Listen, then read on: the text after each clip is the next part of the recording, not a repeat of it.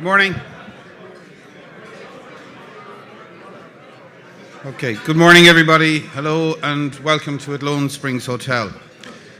My name is Joe Cleary and I'm the managing partner of RBK.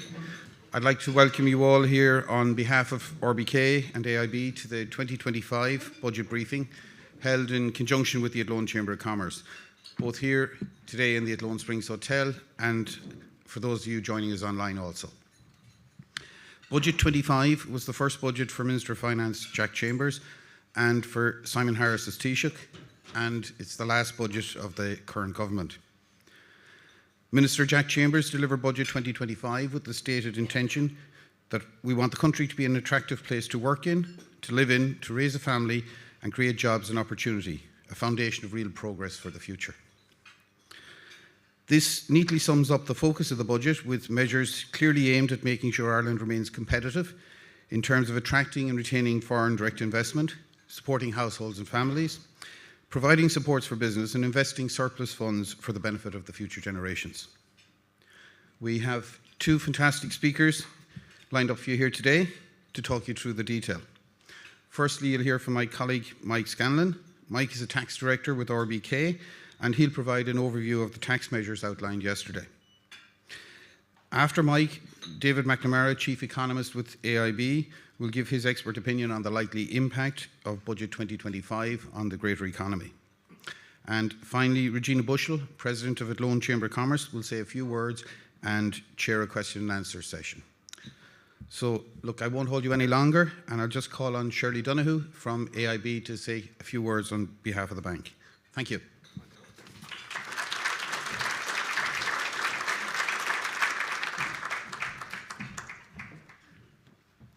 Thank you, Joe.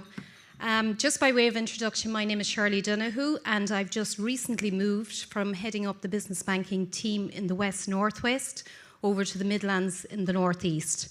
So this is my first outing, so I'm absolutely delighted to be working in collaboration with RBK and with the Athlone Chamber of Commerce to bring this event here this morning. So I suppose joined with me here this morning is the team, my team from the Midlands, the business banking team, and we're also joined here this morning with our colleagues from the branch and retail network. So we look forward to interacting with you throughout the morning. We're also very delighted to have to Athlone this morning is our head chief economist, David McNamara. So we look forward to this morning, David, and indeed Mike, giving us all the various insights into the budget 2025. So I suppose just on behalf of AIB, I just want to thank everybody for coming this morning to welcome you. And I just want to, I suppose, say thank you to Deirdre McElroy there for RBK and her team for all the very hard groundwork that's done to get this event up and running here this morning. So I'm just going to hand you over now to Mike Scanlan and enjoy the morning. Thank you.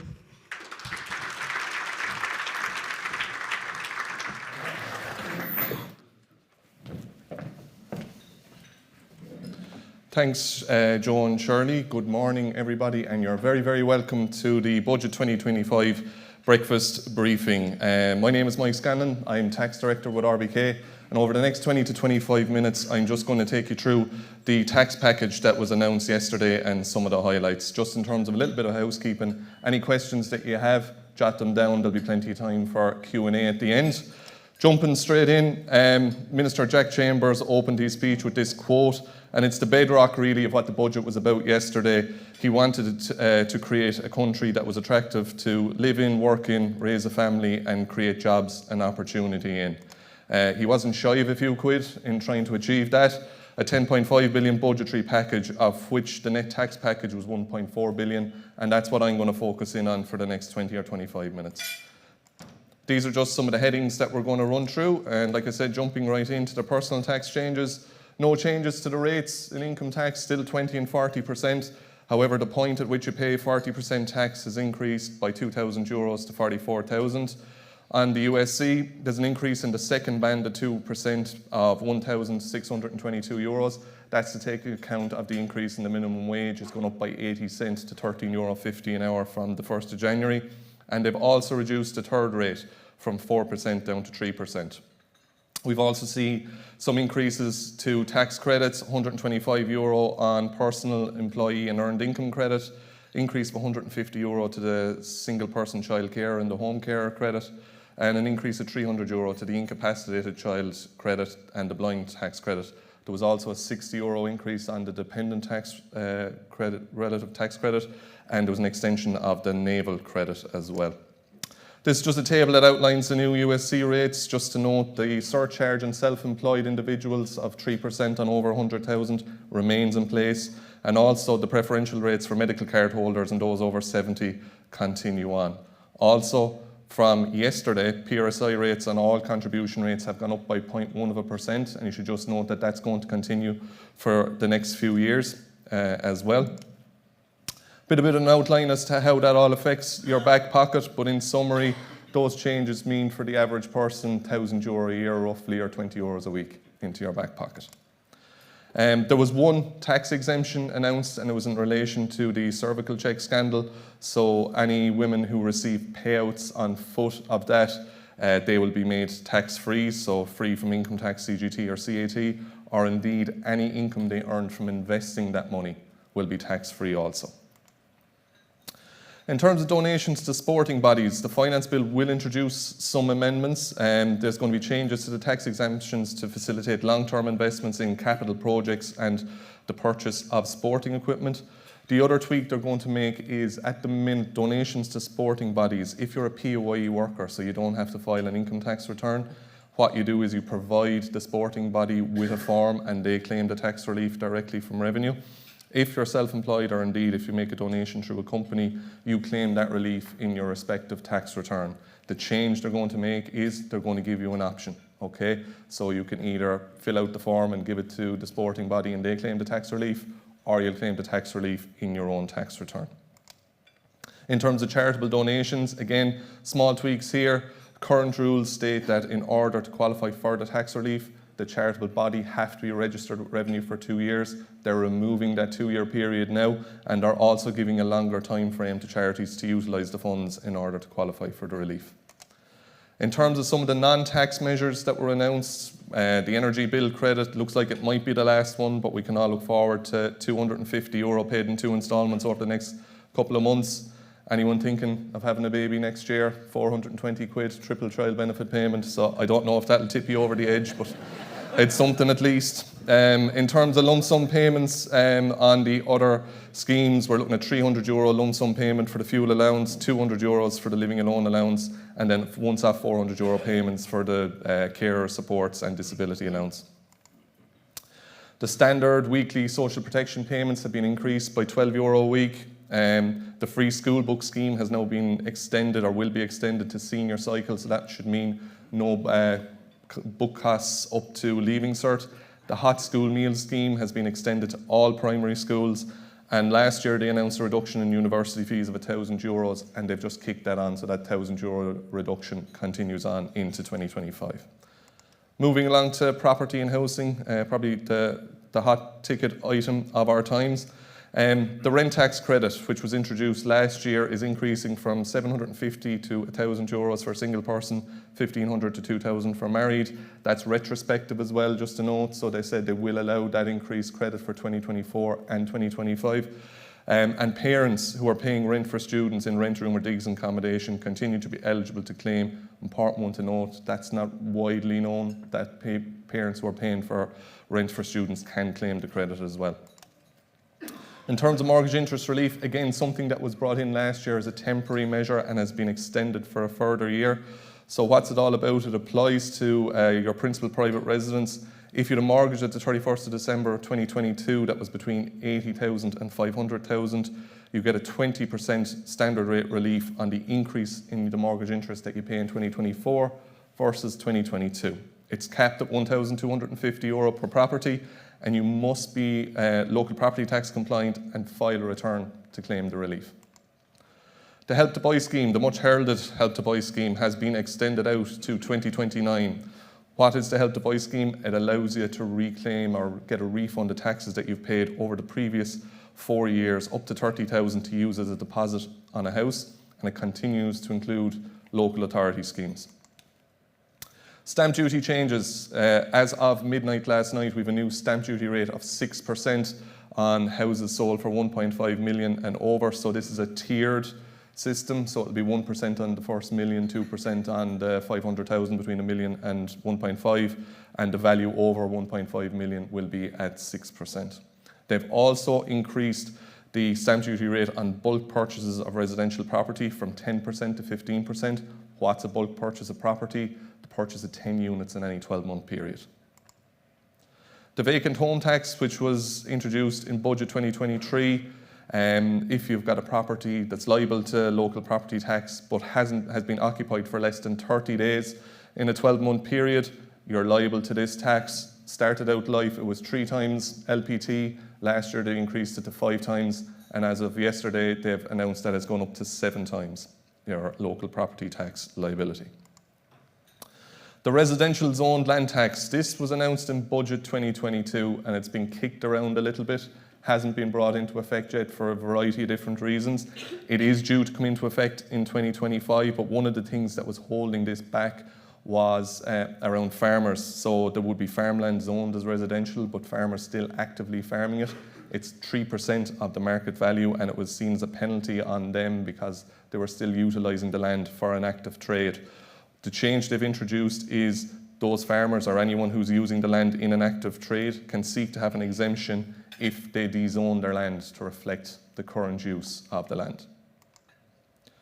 In terms of supporting business, one of the big ticket items that was announced was a participation exemption for foreign source dividends. So what's the change here? At the minute we're using what's known as a tax and credit system, okay? So the foreign dividend is paid back to a company, we tax it, and then we calculate a tax credit for any underlying taxes paid in the country of source. Participation exemption just takes it out of the tax net completely.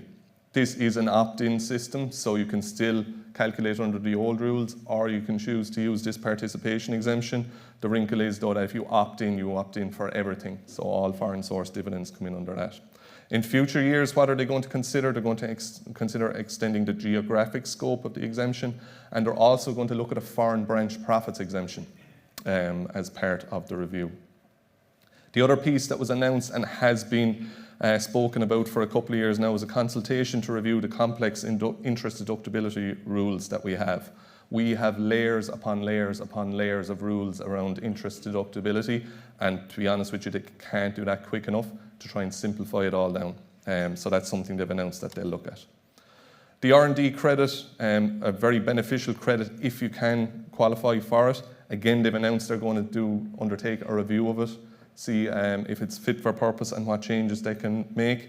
In the interim, they have said that the first payment under the R&D credit scheme, the maximum amount you can get, has been increased from 50,000 to 75,000. So usually it's paid or you get value for it in 3 tranches, 50%, 30% and 20% over 3 years. But if your overall credit is below the 50 or the 75 now, as it will be, you'll get the full amount in year 1. The Enterprise Incentive Scheme, the SURE scheme, the Startup Relief for Entrepreneurs and the Startup Capital Incentive, they're all tax reliefs to encourage people to invest money in equity into a business. They've been extended out to the end of 2026. Some tweaks to a couple of them. The EIIS, which is a tax relief of up to 40%. Previously, you were looking at a 500,000 investment limit and a 4-year holding period. That's been increased to $1 million with the 4-year holding period still staying the same. In terms of the SURE relief, again, it's a tax relief at 40%. Previously, the cap was 700,000. So maximum relief you could claim in the current year was 100,000 and each of the 6 prior years. Now the cap is 180,000, 140 in the current year and each of the 6 previous years. The startup exemption under section 4086, this exempts brand new companies from corporation tax for the first 3 years. Now it needs to be a brand new trade. It can't be something that was taken over or previously existed, so it has to be a fresh out of the box trade. And once you commence to trade at any time up to 31st of December 2026, you're potentially in line to be able to claim this relief. The cap on it was 40,000 of corporation tax per year, and it was linked to employers' PRSI, so it was seen as an employment incentive. So it was capped at 5,000 euros per employee for employer PRSI. There is a margin of relief there where the corporation tax is between 40 and 60,000. Probably one of the main negative pieces around this relief was, for many startups, it's the founder is the person in the company for a long time. Employees might take a little while to come along. So if you're not paying employee PRSI, this relief is out. The tweak they've made here is any founder who's paying Class S PRSI, they will be able to claim a small piece of the relief. So it's €1,000 per founder or per anyone paying at Class S PRSI. It's small, but it's something. It's a nod to the entrepreneur. Any thinking of listing on a stock exchange? I've got good news for you. You'll be able to claim tax relief on expenses up to $1 million, subject to state aid approval. And they also announced a stamp duty exemption for SMEs who access equity via financial trading platforms.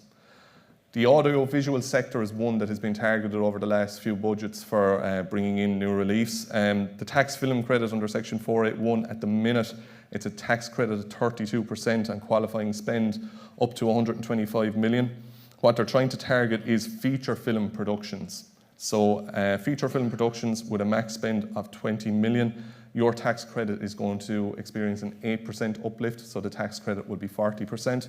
Again, that's all subject to state aid approval. They're also bringing in a new credit for unscripted products, and that's going to be 20% of qualifying spend up to 15 million.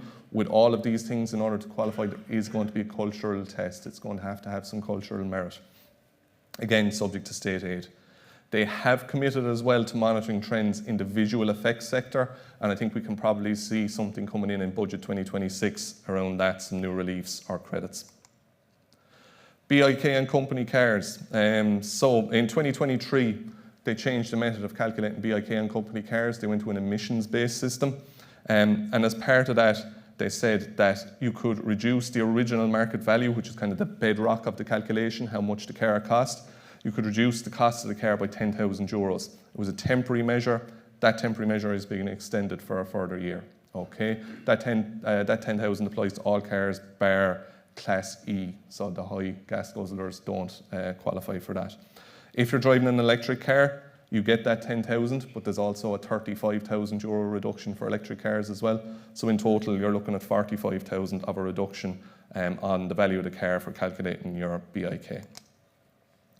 They also flagged a change for capital allowances coming into effect in January 2027. So your capital allowances, the amount that you can claim, is based on, again, the emissions of the cars. The change that's coming in 2027 is that for low emissions now will be classified as anything 120 grams per kilometre and below. The midpoint, which allows you to claim a max of 12,000 capital allowances, has been reduced from 150 down to 140 grams per kilometre. And now anything 141 grams per kilometre and above will not be eligible for capital allowances. One of the announcements yesterday was that a review which had been announced in the previous budget on share-based remuneration, that review was now complete and published as of yesterday. So share-based remuneration is bonuses that you may give to employees in the form of shares. There's a listing there of all of the main ones that we look at. Key thing to point out here, these are just recommendations. They're on the Minister's desk, but he's under no obligation to implement them. But it's always good to see what those recommendations are, because they can give us a nod as to what they might do down the track.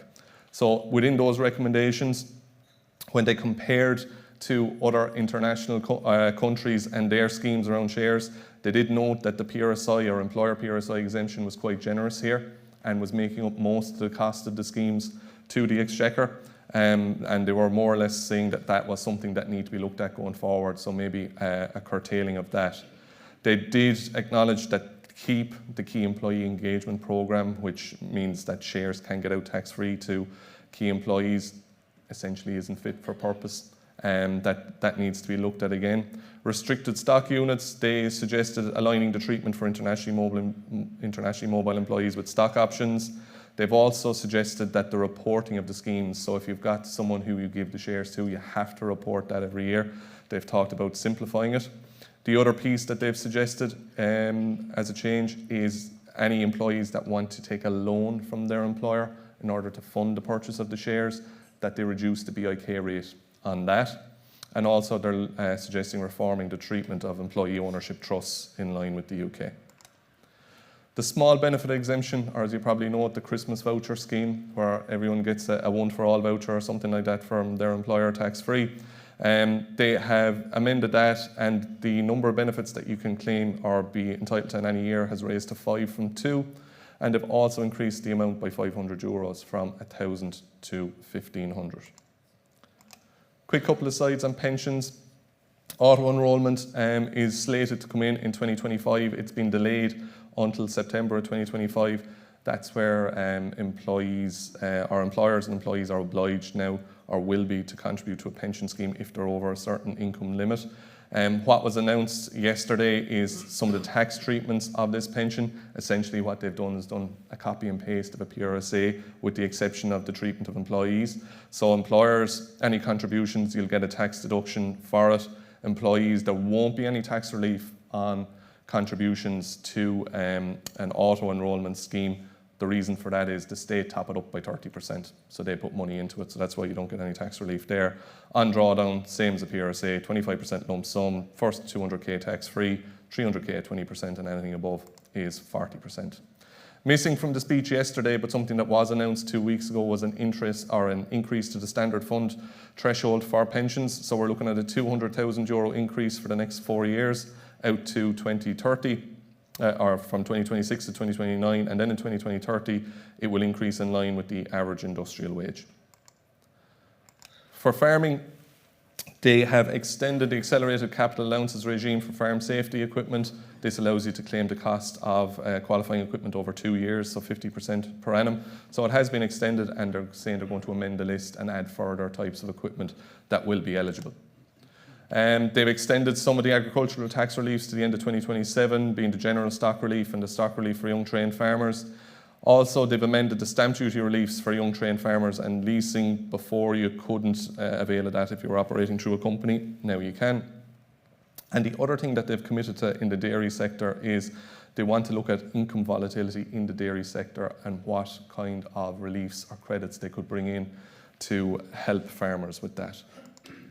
The VAT flat rate addition, which is essentially a compensation for un-VAT registered or non-VAT registered farmers for the VAT they suffer on their purchases, that's increasing from 4.8 to 5.1%.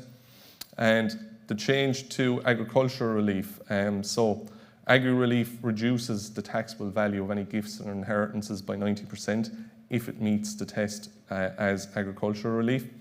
One of the criteria currently is that the beneficiary, so the person receiving the farmland, has to be an active farmer for 6 years.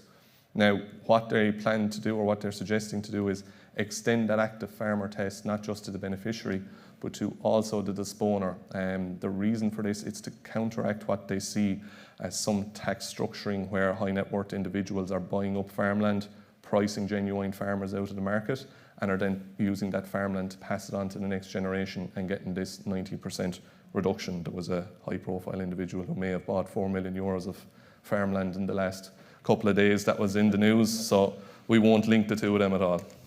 In terms of capital taxes, or moving on with capital taxes, in terms of capital acquisitions tax, the thresholds have increased. So Group A, which is the parent-to-child threshold, will be, or is, 400,000 as of this morning. That came into effect from midnight. Group B, which is the other family relationships group, has been increased to 40,000, and Group C, which is the stranger group, has increased to 20,000. There had been talks of maybe reducing down the 33% headline rate. That hasn't happened. It remains at 33%. Last year's budget did include a little bit of a curveball in a change to retirement relief. So the table you see on top there were the proposed changes from budget last year. So with retirement relief, there's a relief for disposals to a child or to a third party, and it's age-based. So the younger you dispose of the assets, the more relief you would get. Okay, so they proposed to widen those age bands, which was a good thing. Rather than the cap being at 65, they proposed to put it out to 69 or 70.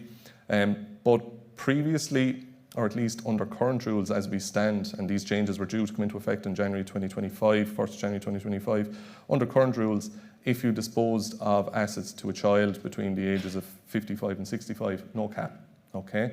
The changes they suggested last year were to put a cap in that section of 10 million.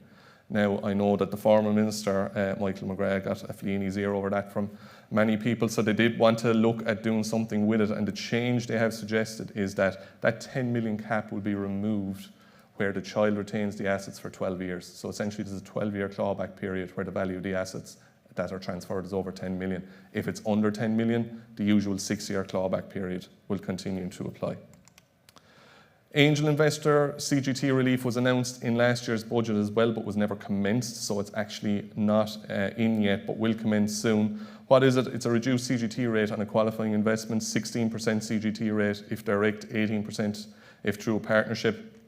Has to be a €10,000 investment of 5 to 49% of the ordinary share capital. It applies to gains of up to twice the value of the investment. What they have changed in this year's budget is the lifetime limit has increased from 3 million to 10 million. The other thing that we need to keep an eye on in the Finance Bill and the Finance Act, there has been a lot of commentary that this really isn't fit for purpose either, and that it's going to be very, very difficult to qualify. So a lot of people are hoping that when the Finance Bill is published, that some of the issues around that will be fixed as well. In terms of climate and other measures, electric commercial vehicles now qualify for the lowest VRT rate at €200, and they're moving to an emissions-based approach for VRT for Category B commercial vehicles, so an 8% rate on emissions of 125 grams per kilometre. The annual €7.50 increase in carbon tax per tonne, and that is ring-fenced. Any of the revenue from that is ring-fenced, and it will be ring-fenced for a national retrofitting programme and to support farmers in their transition to green work practices. The fuel excise increases on home heating oil and all that will be deferred until after the winter season, so they'll kick in from May 2025. For the smokers in the room, €1 on the box of fags, which has got a sting, now €18.05 for a box of 20 fags. And as they had suggested, they have increased a tax on vaping products. So it's 50 cents per mil of e-liquid. Typical vape has 2 mils. So if your vape is costing you €8 at the minute, which typically would, when you take VAT into account, it's now going to cost you €9.23. But that is subject to a commencement order, so those rules aren't in yet. In terms of other VAT measures, the threshold whereby you are obliged to register for VAT has increased. So for services, it's gone from 40,000 to 42.5. For goods, it's gone from 80 to 85. The 9% rate on gas and electricity has been extended out to the 30th of April 2025. The supply and installation of heat pumps was 23%, or still is at the minute, and that will reduce down to 9% from the 1st of January 2025. And the 0% rate on solar panels is to remain. So, what's next? I don't want to spoil your breakfast with the next slide, but I have to mention it. There is increased compliance activity from revenue, and it was noted in the documentation issued by the Department of Finance yesterday that they do plan to raise somewhere in the region of €70 million from compliance activities next year, okay? So we are seeing that even this year, there is a lot more activity from revenue on the books at the minute. What areas do we think they might look to focus in on? The real-time reporting of travel expenses came in on the 1st of January 2024. They did say when they introduced it that they would give a 12-month bedding-in period for people to get used to the new systems. I think from next January, obviously that 12-month bedding-in process is over. Travel expenses is always an area that they like to focus in on, so I think we can see some activity there. Share-based remuneration, which they announced a review on, is something that they are taking a closer look at the minute, and also CGT losses. Just to recap about what's next in terms of reviews, they are going to look at interest deductibility rules, the R&D tax credit, participation exemption on dividends. They are also announced a review of the taxation of the fund sector. We are seen as one of the best countries in the world to do business for funds, but they just want to do a review of that and make sure that we are at the cutting edge of that sector. And also, as I said, the dairy farming income volatility review. Minister Chambers finished with a quote from Micheál Mór Hurtig, and I think this is what it's all about. Any budget is about hope and looking forward, and I think that the current government definitely look forward and hope that it'll be enough to get him re-elected either late this year or early next year. So that's it from me for the time being, folks. I'll pass you over to David to give the economic slant. Thanks for listening.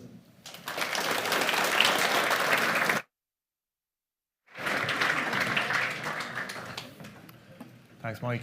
You must have been up all night preparing all the reaction to all the measures, and it's actually, when you look at the budget and from a macroeconomist perspective, we look at the big numbers, how much they're spending, how much they're taxing, but when you dig into all the details, there's a huge amount, a swathe of measures that impact all sectors of society. So what I'll do really is, before I go into the budget, back into the budget, just to kind of, I suppose, bring us above the fray for a second, and I'll just cover three themes. And the first is the global context, so the world we're in at present, and how things will impact on the Irish economy. And I'll give you just a couple of minutes on the Irish outlook as well, and then we'll finish off with the key policies, and obviously Mike has taken you through in some detail already on the tax side. So, global economy, how are the key regions performing? So when I say key regions, I'm thinking about our key trading partners. So this is a chart which I think tells a really strong story about where the Irish economy has been. So you can see this is employment growth from right at the start of the pandemic, and that's the only time I'll mention the pandemic in this presentation. And you can see the purple line is Ireland. So you can see since the end of 2019, our employment levels have risen by over 15%. So that's 370,000 people extra at work in Ireland today than there was 4 years ago. So it's a phenomenal performance by any metric. Our employment levels are getting on towards 2.8 million. That's 1 million extra than we had at the depth of the recession in 2012, where we had 1.8 million people. So it's a phenomenal turnaround, and it's probably an underappreciated story of the Irish economy. People often talk about the multinationals and tax and all these things, but it is tangible and it is real, and it's employment across all regions of the country. And if you were the Taoiseach or the Finance Minister, you probably should be banging on about this a bit more. These are our surveys, the PMIs. Anything above the line is growth, anything below the line is contraction, and you can see that we're still growing at a fairly robust pace. And consumer spending, again, we're top of the charts versus our peers in the Eurozone, UK and the US. Has started to level off in the last year or so. No surprise there. People have felt the cost of living squeeze, so they're spending less on the nice to have things and a bit more on the necessities like food and energy. And people are a little bit annoyed about that. And that takes a long time to work its way through the system. But thankfully, inflation is now back down to target. And actually, we had inflation data just a couple of days ago. Inflation in the year to September down at 0.2%, so essentially flat. Now, what does that mean? That means prices have risen and now they're going sideways. So they're still at that very high level. So, when you go into to do your supermarket shop or you're getting a cup of coffee in the morning, I do it every morning. I go get a cup of coffee and I can't believe the price of it. So I suppose this is the context in which the government is operating in. A very strong economy, but an economy that's kind of has growing pains and is sort of bursting at the seams in terms of infrastructure and capacity constraints. Now, a lot of talk about soft landings. I don't want to give people nightmares of the 2007 or 2008. Central banks have hiked rates very sharply in the last few years. The European Central Bank has as well. And I suppose the debate is, will we have a soft landing or a hard landing? And usually when central banks hike rates very quickly, the economy takes a downturn. We haven't seen that this time. And certainly if you look at the forecasts for the global economy, they're pretty good. Steady growth, 3% for the global economy. It's usually around 4 to 5%, but no surprise it's slower. US economy is performing very well. That's very important for us because we rely on that investment from the US. But the Eurozone has been a real underperformer. German economy really in the doldrums, impacted by various issues from its exports sectors, to energy supply, and the French economy now taking a downturn because you've got all that political uncertainty. So we're in this very strange, unique position in Ireland where we're sort of in between a Eurozone economy that's performing quite poorly and a US economy that's performing quite strongly but is showing signs of slowing down. And we've had this rapid growth. So it's really something we shouldn't take for granted. And there is a risk that we might see a hard landing in Europe this year. So we're not out of the woods just yet.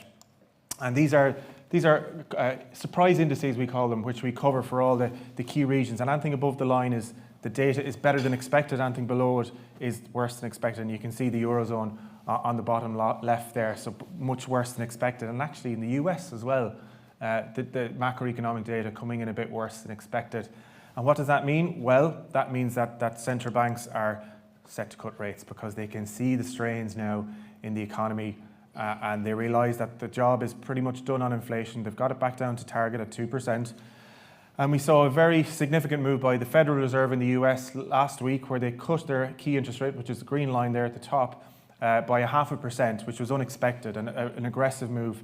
The ECB has started in June, and we expect we'll see another couple of cuts by the end of this year, and further cuts into the new year. And that means, particularly for people with tracker mortgages or mortgages, lower rates set to feed through, and generally that should lift the economy at a lag. And that's good news. But central banks are now trying to catch up because they can see the economies are slowing down. So it's a bit of a race against time for the central banks. So to sum it all up, the global economy is performing okay. There are definitely risks out there. We can all see it, geopolitical risks like in the Middle East or the war in Ukraine that can spill over to the real economy. We've all felt it from the war in Ukraine, the rise in energy prices. So we're watchful of these events globally. And as a small open economy, we can get buffeted quite quickly from these global events. So turning to the Irish economy, these are our forecasts. GDP is a funny metric because of the multinationals. It fell by 5% last year, but I don't think there was a recession last year. We didn't feel it, at least. That was a couple of pharma companies had a bit of a down year after the vaccine rollout post-COVID, and that impacts on our GDP numbers. I'll come back to the FDI and the multinationals and how important they are in a little while. But modified domestic demand, that's a better measure of what's happening on the ground, and we expect fairly modest growth, but robust growth over the next couple of years, 2.5%.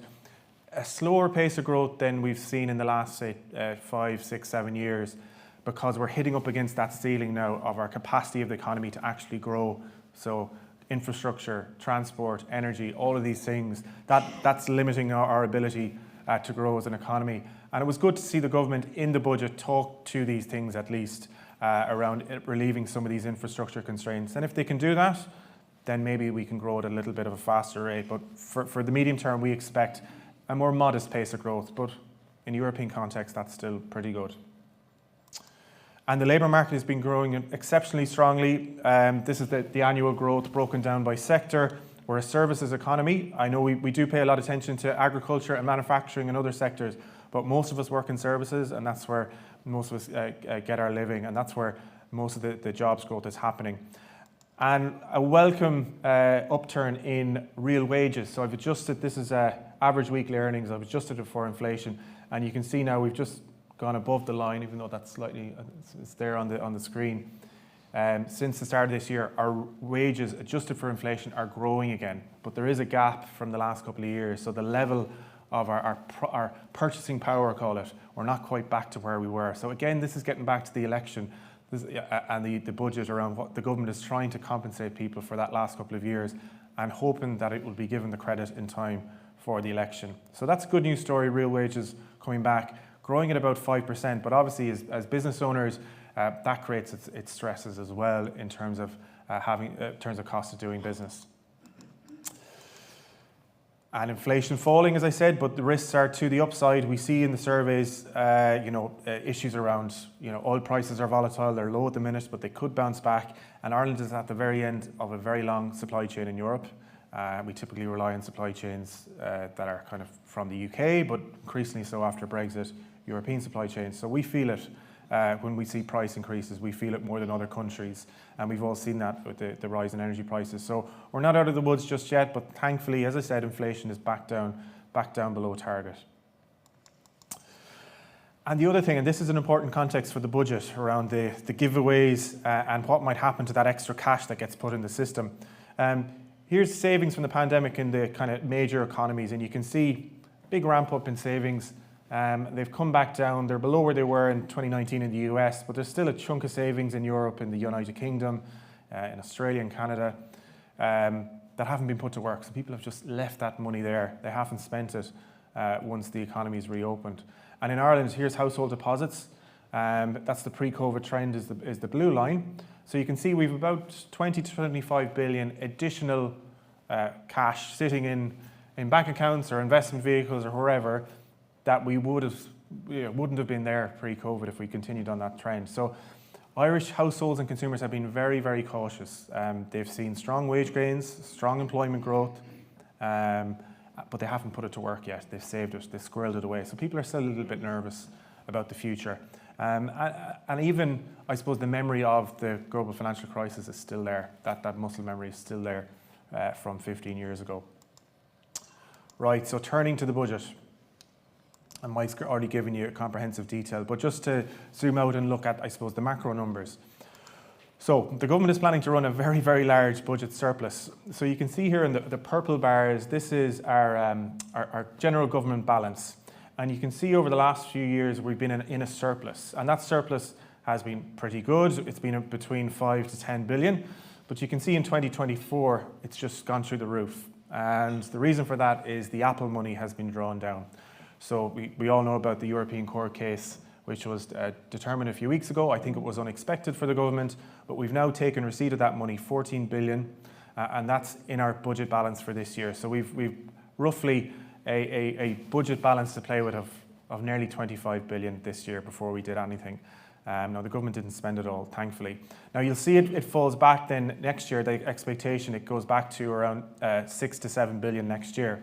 But I think what's interesting, though, if you remove those that Apple money and you look at the corporation tax receipts, which the government itself says some of them are windfall and could unwind, and I'll come back to the detail on that in a minute, we're actually running an underlying deficit. So that's that yellow line, and the dark purple bars below the line means we're running a deficit of about 6 to 7 billion per annum over the next couple of years when you exclude all those one-offs. So I suppose that's the risk here. That's the balancing act for the government to try and do something to help people, to maybe win an election, to try and boost infrastructure, but also being watchful of the budget balance and all the risks which I've talked about in the global economy. Here's the net debt picture. Thankfully, it's on a downward trajectory, gross and net debt, which includes assets, and expected to fall as a percentage of GDP and in absolute terms. And that's just a factor of those budget surpluses. So the longer you can run those surpluses, the more your debt falls. So thankfully, we're in a much stronger position, and we've managed to fix the roof while the sun was shining in that sense over the past few years, and that's a good news story. So turning to the overall package, and Mike already alluded to this, 10 billion in new measures announced yesterday. That was more than what was flagged in the summer statement. What was more was the 2.2 billion in largely one-off payments. I think about 200 million, Mike, was around tax measures, extensions of mortgage interest relief, and then 2 billion was largely those one-off payments which come through in 2024. So welfare payments, various other measures like the energy credits coming through. So that 2.2 billion was the bit that I suppose analysts and economists weren't expecting, and it's one of the reasons why the Fiscal Advisory Council came out last night and they were a little bit critical of the overall size of the package. What was expected and was flagged beforehand was the 8.3 billion guided, which is 6.9 in spending and 1.4 billion in tax, which you've already heard about. So I'll spend a bit more time on the spending element of it. Within that, so back to the infrastructure point and the capacity and the ceiling we're all at in terms of the economy, 1.6 billion extra in the capital budget next year, which will be at a record high of 15 billion. So that's good news. When I looked at the numbers though, last night and I was looking through all the details, about 400 million of that 1.6 has not been allocated yet. So the issue for the government here in terms of delivering infrastructure is not money. We're awash with cash. We actually don't know where to spend it. And if you look at the budgets over the last few years, we've underspent our capital budget. So it's very hard to get that money out the door to spend it. The issue is the capacity constraints in the construction sector. So that's really where the focus should be. But we do need a very large budget package. We have a strongly growing population and economy, and that is to be welcomed. The Apple proceeds haven't been allocated. As I said, 14 billion. There is a framework there for it and other one-off proceeds to be used to put towards infrastructure, and that's good news. And in that context, we heard the government talk about an additional 3 billion, which I think is not in the budget for next year. It'll be an off-balance sheet thing. They'll give an extra 1.25 to the Land Development Agency, 1 billion to Ishgairn, and another 750 million to Airgrid. So these are the key focuses: housing, energy, water. I think that's a good news story. We've yet to see the details on that and how that will fall, when it will be spent. But these are certainly areas of the state and the economy that have been crying out for more funding to deliver it. So it's about getting on now and doing it. And it does mark one of the largest budget day packages ever, although for my sins, I was looking back over budgets from 2006 and 2007, 2008. As a percentage of the economy, it's not quite as big as those ones pre the Celtic Tiger, you'll be glad to hear. But it is a significant package. So let's look at it just in a graphical format. You can see how we get to that. So the cost of living measures, as I said, just over 2 billion. The big chunk, though, is that current spending. So these are permanent increases in the day-to-day budget, so increases in welfare payments and spending for various departments across the board. The health budget is a big part of that. We've had overruns in health. And then you see the capital budget, which is much smaller, an additional 1.6. And then we have the tax cuts that might talk to at 1.4 billion. Unfortunately, I should say, this is from the Fiscal Advisory Council. They're suggesting that most of those tax cuts will be wiped out by people drifting into the higher tax band next year, even though they have been raised. So potentially people who are on the cusp of moving into the higher rate of tax and they see their wages increase by maybe 4% next year, they'll maybe jump into the higher rate of tax. And that overall, at an economy level, while some people benefit, the government will probably claw back most of that in taxes. So that gives you your kind of roughly kind of 9 to 10 billion package. Now, just looking at it in a historical context, and I suppose what we've seen in the last few years is spending has consistently overshot forecasts. So here's what the government had planned to spend over the last 20 years. This is the black line. And you'll see over the coloured lines are what they had budgeted for from budget 2014 right the way up to budget 2025. And you can see that we've overshot those forecasts quite significantly over the past 10 years. And that big vertical straight line upwards around 2020 is obviously the spending that we did around the pandemic to support the economy. That purple line at the top there is what we're projecting for budget 2025. So a very significant uplift, and I suppose the risk is that we'll go higher again as we get through the year. And if you look at some of the budget forecasts for 2025, it looks like they're maybe on the conservative side, so we might burst through that level again. So it's a significantly larger state than it was 10 years ago, but it's also a state that's bringing in a significant amount more of tax. And I'll come back to the tax issue in a second. Here's the health overrun for this year. The grey bars are recent overruns since 2014, and this year we've had a significant overrun in health, and that's where most of that current spending is going. We've got demographic pressures in health, population growing, so that it's really sucking in more and more funding every year, and maybe the budgeting isn't quite where it needs to be. And the expectation from the Fiscal Advisory Council is that they'll be 3.5 billion over budget this year. That's been mostly accounted for in the budget, but this is a perennial thing that you see in the spending. Now, thankfully, we've been able to compensate for those overruns with tax revenue. So this is the annual tax take, and I think this tells the story of the Irish economy. So you can see the sort of light green there in the middle, the 47 billion. That's what we took in 2007 at the peak of the Celtic Tiger. We went into the downturn, and in 2010 we took in 32 billion in taxes in that year. That was the floor for the Irish government and the Irish economy. This year we're expecting to take in nearly 100 billion in taxes. So in less than 14 years, our taxes have increased by threefold. Just a phenomenal turnaround in our tax take, and that's enabled the government to do all the things that it wants to do.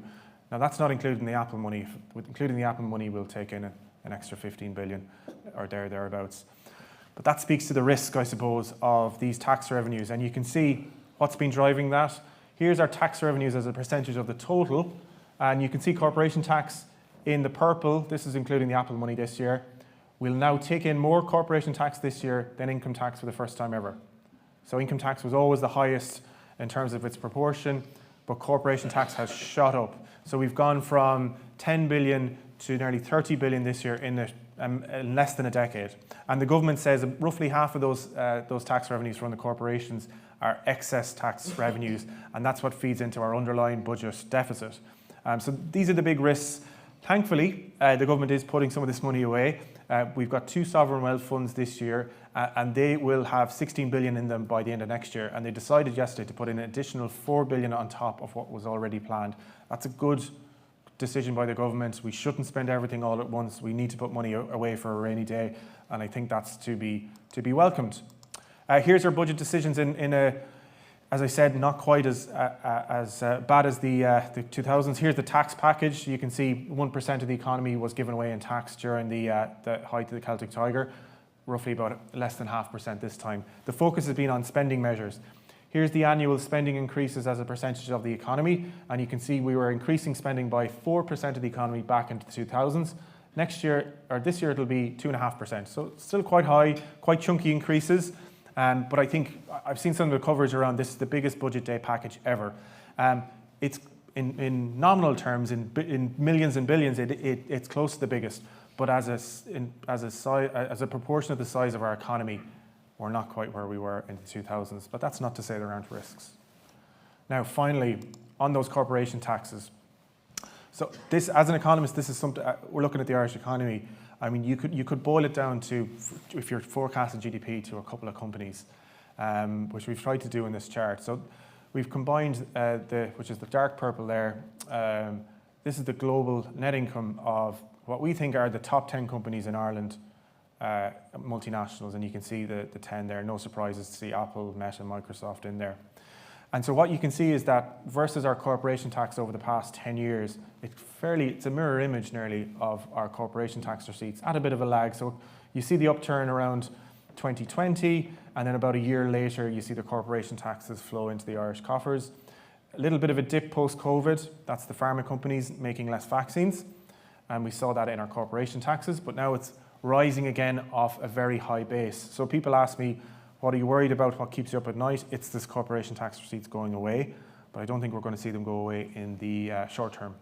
If anything, they'll probably increase further again next year. The government is budgeting for corporation taxes to be flat, and I think that's probably conservative, at least looking at this data. But looking at the longer term, I mean, even look at one of those companies there, Intel. You know, it was a blue chip company, best in class, and has had difficulties over the last couple of years and is looking at potentially being bought out. So that shows you how quickly the fortunes can turn of a company like Intel. And we are reliant on pharma and tech, and it's very sector specific. So right now, it's going very well. Touch wood, it'll continue, but we need to be preparing for that potential rainy day down the tracks. So just to conclude it, global recession predictions in 2023 unfounded, but still risks to the downside, particularly in Europe. Inflation has peaked, interest rates are starting to fall. That will support the economy, and that's good news. And the Irish economy is still growing, but we're hitting that ceiling. We've got those growing pains around infrastructure. Irish consumers are very cautious. Their savings are at very high levels. They may not necessarily spend all those giveaways that they've received in the budget. And the budget does contain very large giveaways, not as big as we've seen in prior cycles, but we do need to be watchful of the risks involved. So I'll stop there. Thank you very much.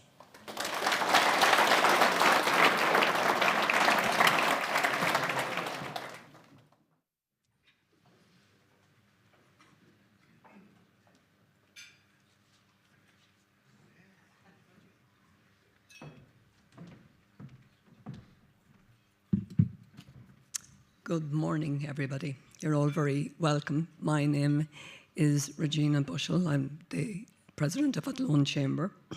And I'd also like to welcome all of you watching online this morning. It's time to get dressed now, and you missed a good breakfast. I suppose, just to say this morning, the Chamber did a poll, and we asked people, was the budget good for your business? And 64% said yes, and 36% said no. So that's interesting. I suppose where I'm coming from, SMEs are the backbone of our economy. And there are so many small and medium-sized businesses where obviously the corporates and everything else are doing well, but as a leader in the early childhood and care sector, I find myself reflecting on the significant efforts I invest in engaging with ministers and influencing policy development. And while these endeavours are all crucial, I sometimes wonder about the impact of their effectiveness. And observing similar struggles faced by other SME sectors since taking up presidency of Athlone Chamber has highlighted the commonality of the challenges we all encounter. and voices seem to go unheard. And sometimes I wonder if there's a different way of doing things. The principles of consultation and collaboration are essential, yet it can feel as though decisions are pre-made without considering the valuable insights from those within those various SMEs. And I suppose here I'm thinking of the hospitality sector and other sectors at the moment that are really under pressure. However, listening to the news coming in this morning, let's not forget how lucky we are that we live in a thriving community, in a country at peace, and where we all look at other countries. We are doing remarkably well when you look at what's happening in our country. There is indeed great hope. We're going to take, I'm not going to delay because time is pressing on, we're going to take some questions from the floor, and I would ask Mike and David to come back up with me, and just keeping in mind that there are people watching at home, could you come back centre stage here so that the cameras can catch you again. I'm going to just start off with a couple of questions, and then we will take questions. So was it a good idea not to reduce the VAT rate in hospitality, given the evidence of closures in the sector nationwide over the last year? And I do know that Minister Peter Burke lobbied very hard on this, as well as other ministers, but yet their voices weren't heard. Yeah, I think this is probably one of the key features of the budget of measures which weren't taken, and there were a huge amount of measures which were taken in the budget. The government stuck to its tax package, which it set at 1.4 billion. It did a little bit on its cost of living measures this year, but it stuck to the confines of its 1.4 billion.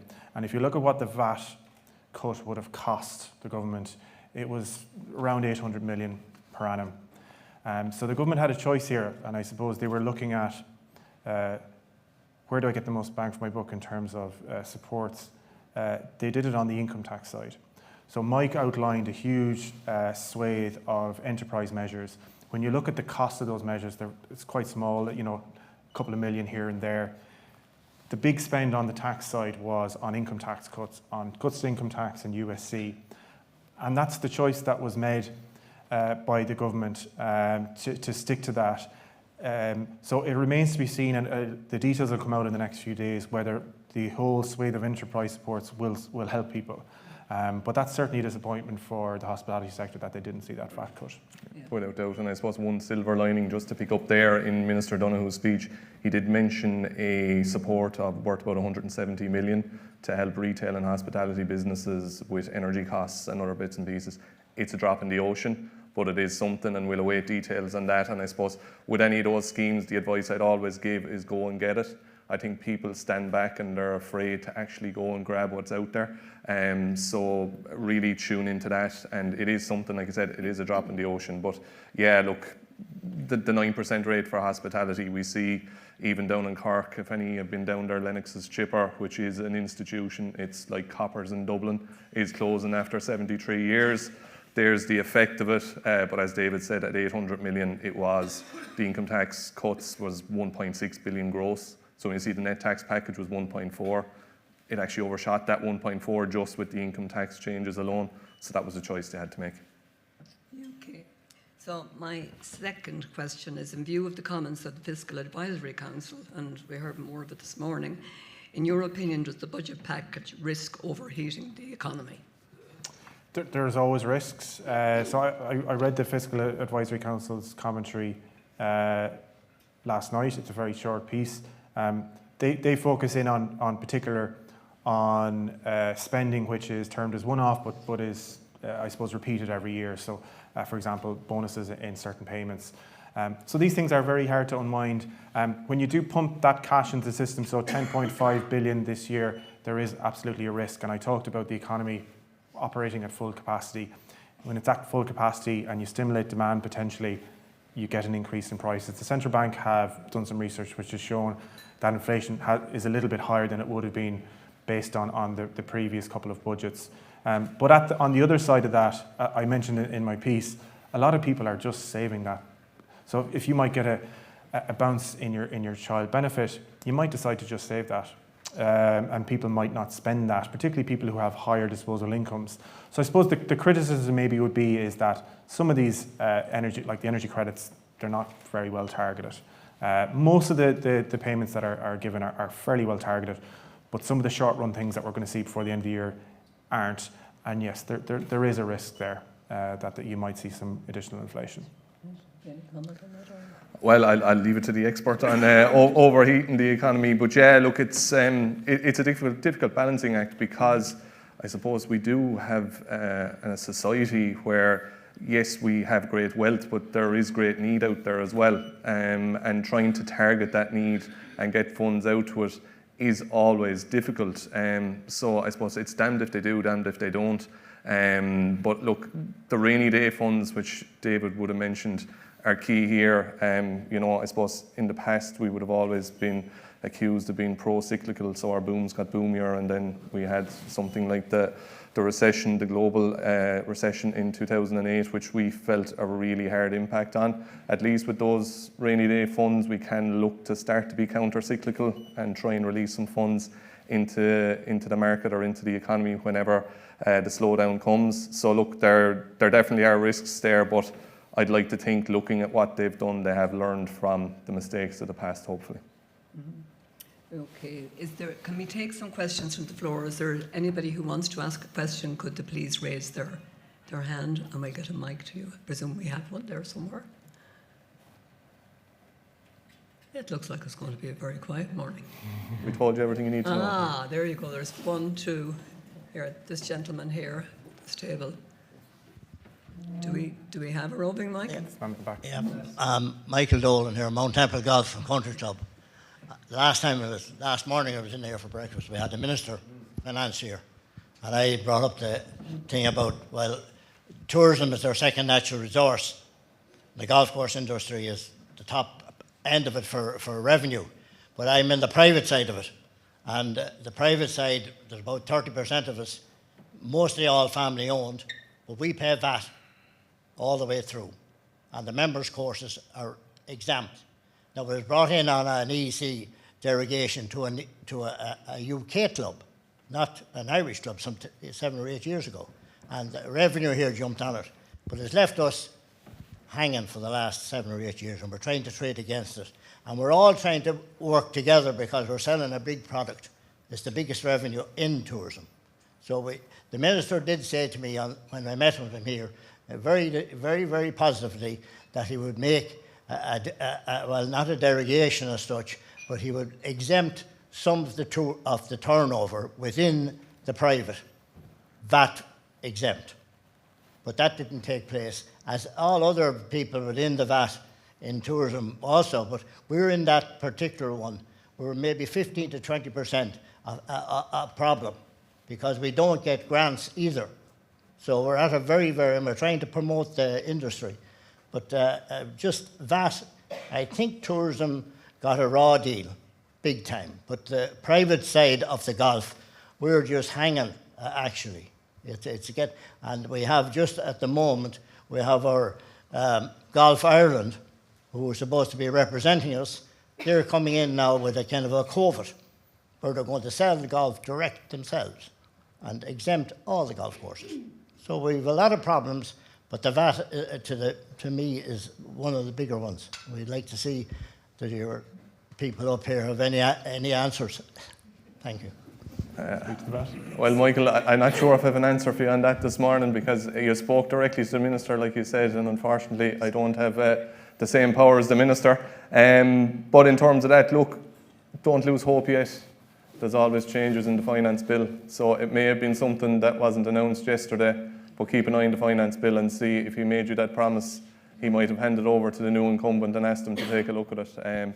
But yeah, whenever you're talking about VAT, it's always a tricky one, because it is, I suppose, within the confines of EU rules. So look, watch this space, keep doing what you're doing, and I'm sure that if we're doing the pre-budget submission breakfast again next year, that whoever the incumbent Minister for Finance at the time will be here, and he'll get to hopefully raise it with him again.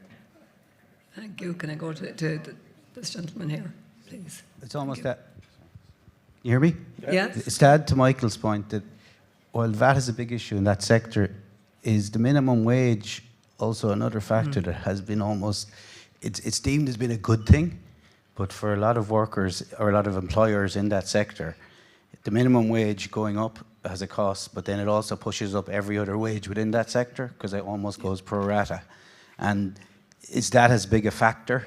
I would say that has as big a factor as the VAT, and it's almost been glanced over. Yeah, I agree with you on that one in my own sector. Yeah, so that was announced. That would be hospitality, retail, Yep. childcare. It's just everything's going out of control.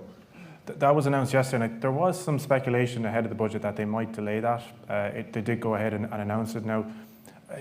The issue is for SME sectors and hospitality in particular that you've had a succession of cost pressures come along at the same time. So increases in inputs, energy prices, food prices, labour costs, and then on the minimum wage increase. So there was a suggestion that they would delay that. Now, what they've done is they've delayed the auto-enrolment on the pension side, so they can say that they've tried to help people. But I think what's happened over the last few years is that you've had a very tight period of time where you've seen costs increase quite dramatically. So I suppose the minimum wage seems to me that those increases now are baked in on an annual basis. So it's something that you'll need to factor in because the Commission recommends an increase and then the government usually goes ahead and does something in line with that. So it seems like that's going to be an annual thing that's baked in. I think on that side, and to David's point, there's been a lot thrown at not just that sector, at the SMEs over the last while. Auto-enrolment is coming in September, and you have that 0.1% increase in PRSI rates, which hits employers' PRSI as well. So there's another cost increase.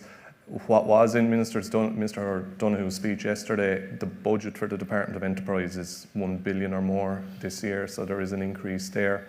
In last year's budget, they announced a fund of 250 million euro supports. I think you'll see something similar, if not more, and that'll begin to come out over the next few months. So, as David said, the minimum wage increase is baked in, but I think they recognise the fact that costs are increasing and they're going to try and get money into pockets at the other side through grants or whatever, and it does come back to my previous point about those grants, and I would have mentioned it at that pre-budget submission breakfast. Simplicity is key, and if you get the likes of RBK involved in trying to claim those grants and reliefs, they're no good because there's a cost there as well to try and get it. So I think if I was lobbying on anything, I would be lobbying on get that money out quick and make the scheme simple so you get money back out into people's pockets to counteract those wage increases, auto-enrolment, all of that. And look, there will have to be something done, I think, by the new government coming in. It's something that will be on the doorsteps as they're going around. I'm sure it'll be raised with them, and they will have to be cognizant of it and do something. So any member of lobby groups, I think that's where I'd be focusing. Thank you. Is there any other questions there? Anybody else have a burning question? No? Okie doke. So all it takes is for me to, I suppose, to wrap up. And before I do, I'd also like to remind you that the Athlone Chamber Business Awards will take place in the Springs Hotel and here on Saturday, November the 9th. It's an excellent opportunity to celebrate our local businesses. And I encourage everyone to attend. And we have a limited, and I do mean limited number of tickets available at the Chamber office. So I would like to express our thanks to Joe Cleary, to Deirdre McElroy and Aaron Kinsler from RBK, and Shirley Donohue from AIB. It's lovely to meet you this morning, Shirley. Nicholas Shinners and James Kilmartin from the Springs Hotel for their cooperation in organising this event, and to our guest speakers, Mike Scanlan, RBK, and David McNamara of AIB. Both of you, thank you very, very much. And to the Chamber CEO, Tommy, and Sarah and Saoirse for their support. I'd also like to thank Coyle Events and our photographer, Eric Malloy, and to all of you for your attendance, both online and here this morning. And I would just like to say, we have enjoyed the morning. We'll see you soon. And we do hope that hope is the greatest thing of all. We look forward to seeing you all here again next year for an even better budget, and hopefully we'll all be in a better place as well. Thank you all very, very much.